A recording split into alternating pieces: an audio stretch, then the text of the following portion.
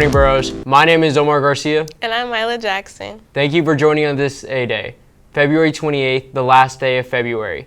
Now, tomorrow is a very important day for our juniors, ACT testing day. If you haven't started studying for the ACT, because I haven't either, then here's some tips for what you should do. ACT. Everyone fears standardized testing, and for good reason. But what you might not know is that a few points on the ACT decides whether you get $0 to $9,000 in scholarship money. So what should you do when you arrive? How should you prepare? Why should you even care? Our Business Academy counselor, Mr. Kettner, tells us what we need to know. On ACT Day, the whole school will be in testing mode, which means that the juniors will need to find your testing room and go there right away. And then the rest of the students will need to make sure they stay quiet so that the juniors can focus. The juniors will be taking the test for all the way up until lunch. It's 4 sections: English, reading, math, and science. And it's all multiple choice. The best thing for juniors to do is to do some practice problems ahead of time. There are free practice tests online and also on our website, which is hhscounseling.com. Also, make sure that you get some good sleep the night before and eat a good breakfast that morning. ACT is required in the state of Tennessee to graduate, so everyone who wants to graduate has to take it. Also, colleges use the ACT for admissions, and you can earn scholarships based on your ACT score. All that sounds great, but how are students reacting? Every morning in PLT, we've been working in our ACT mastery books on different subjects. Just remember, if you don't take advantage of this free ACT, then you'll end up having to pay $60 for a not-ready portion, and then an extra $30 if you don't meet the late fee deadline. Now, if you have any questions, you may be able to qualify for a fee waiver. Ask your guidance counselor for those informations. Thank you. I know I'm going to have to study because this is the first time I've taken it. What about you? I may or may not have taken it about 8 times because I didn't study. So do yourself a favor and save yourself some dough by studying. Do you hear that, Mila? Anyways, we also want to thank everyone who donated blood last week. Every pint of blood saves up to 3 lives. I'll admit I was a little nervous, but it's for a good cause. Now, next up we have Andrew Dillon with this week's announcements. Hey, I'm back.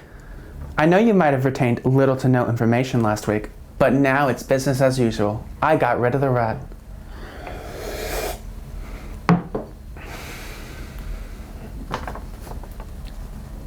Anyways, there are after-school activities taking place in the library every day this week. Well, they take place every week, but I don't think anyone is aware of these opportunities. If you want to be a part of fun activities like knitting and crossword puzzles, then you should see Mrs. Clausen. Speaking of libraries, next up is credit recovery. Every Tuesday and Thursday from 2:20 to 4:20, there will be sessions held in the library. I suggest you guys attend at least once. It might help a ton. And hey, while you're in the library, check out a book. You might be the last one to read it. Moving on from the library, my last announcement for you is this week's lunch schedule. Today's main course consists of pizza, chef salad, and peanut butter and jelly sandwiches. Tomorrow we'll be seeing the chef salad and PBJs again, as well as flame-broiled hamburgers and crispy battered fish sandwiches. On Wednesday, the dynamic duo that we know as chef salad and PBJ return, along with chicken, oven-fried and rotisserie. Thursday's menu has the couple we are all too familiar with, Chef Salad and PBJ, returning for another act. Alongside the Lovebirds, a third wheel taking the form of chicken with rice and cheese joins the gang. On Friday's menu, the perfect pairing of Chef Salad and PBJ do not appear. Maybe they're on a honeymoon. In their place, the Chicken Tender Twins, both spicy and regular, enter the spotlight. Thanks, Andrew. But wait, don't you guys have the DECA competition coming up on Wednesday? Oh yeah, we have regionals. Oh shoot, we get to rent a fancy hotel, get dressed for a fancy meeting. And catch up on 3 days of schoolwork over the weekend. Anyways, enough about my future. Yeah. Let's talk about another Black History Month moment with Mila Jackson. Hey bros, I'm back again with our Black History Month segment, and you guys already know what we're about to talk about. But on my last 2 segments, I've talked about 2 important and impactful Black women. But on this segment, we're going to switch it up and talk about an important and impactful Black male named Sidney Poitier. Sidney Poitier's pioneering film acting career has had a tremendous impact on American culture. He started his film career in the early 1950s. Spike Lee described the actor's impact on U.S. society as comparable to Jackie Robinson and Joe Louis. Poitier was the first black actor to become a hero to both black and white audiences in the 60s. He helped change many stubborn racial attitudes that had persisted in this country for centuries. In 1964, Poitier became the first black actor to win an Academy Award in the movie Lilies of the Field. He has built the bridges and opened the doors for countless artists in succeeding generations. He is an actor who stood for hope, excellence, and who has given happiness to millions of people around the world. So when you see today's black film stars like Chadwick Boseman, Michael B. Jordan, and Denzel Washington, remember that these actors might not have even become the actors that they are today if Sidney Poitier had not paved the way.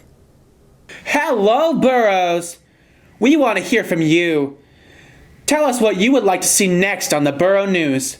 Scan this QR code to let us know. We're getting some great feedback on the Burro News, and we received another 18 responses.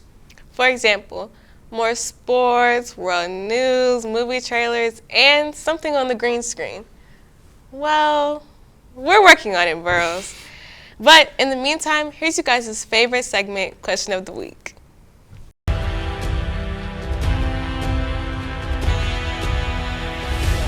Hey guys, my name is Omar Garcia and we are back with another Questions of the Week, the segment where we try to figure out who can survive all of our trivia questions. How many senators does the U.S. have? 12? 69. I think it's like 2 in every state. So 100. What is the biggest state land-wise? Alaska. Alaska. Texas. Texas. Alaska. Isn't it Alaska? What president is on the $20 bill? George Washington? No. George Washington? Andrew Jackson. Andrew Jackson. Yes! Yeah! If you are in a race and you pass the position in second place, what is your position now? First place. First. I'm so lost. Second place. First. You're in a race, right? There's 2 people, and you pass the second person. You're the second person. You're second. You're second. These answers are pretty surprising since we teach these subjects at Hillsboro. I was actually pretty surprised myself too.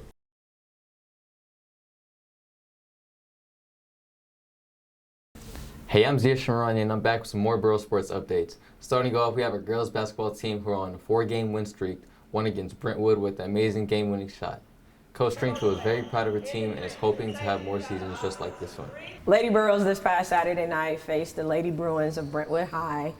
It was a nail-biter from start to finish. Brentwood is a high-powered offensive team, and my group pretty good on defense, and so it really was a battle of offense versus defense, and the game actually came down to the wire, came down to the last possession. Tasia Williamson had a huge block, and the ball ended up going out under bounds, They scored, and so with 12 seconds left now, we're down by 1, and we have to score. We tried to run it out of bounds under, play kind of got broken up, but Letitia Parrish was able to come through and save the day. She drove baseline and hit a little scoop reverse layup, and it kind of kissed around the rim and just dropped in. And so with less than 2 seconds left, we were able to get a stop. And it was pretty much pandemonium after that. Everybody rushed the courts, including me. I rushed the court holding up my number 1. My girls were just ecstatic. They were crying. They were just so happy. The fans were into it. It was a great night. It was a great atmosphere. And it was a really big win for the program and for those girls. And I'm just so proud of them. Their work ethic, their effort, and everything that they've done over the course of the last, not just this year, but the previous couple of years to get to this point. I'm just so very proud of them. And yeah, we're number 1. Out of all of the girls that I have, everyone has their own unique leadership style. And that's kind of just how I coach and encourage the girls. Everybody on that team can be a leader.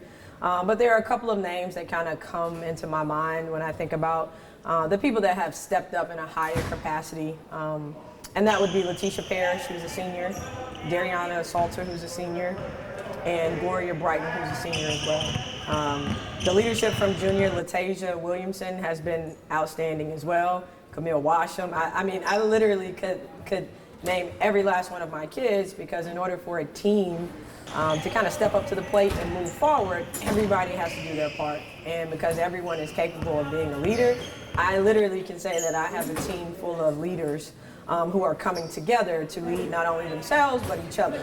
But for sure, I definitely want to shout out the senior class. They've been here the longest. Letitia Parrish, Dariana Salter, Gloria Brighton, and CJ Brooks. Four seniors who have definitely held the program down, and they're making sure that they're leaving a nice legacy for the girls that are going to be staying back. And now for boys soccer, we have won our first game against Hume Fogg with the score being 3-1. Way to go, boys. And our next varsity game will be against MLK on March 7th. And that'll be it for sports, guys. Thanks for listening. Oh my god, she looks so good in this. I wish I could look like that. What do you mean? Nothing. Don't even worry about it. Yeah, candles. I have this candle from... Hannah, are you okay? It's nothing. Don't worry about it.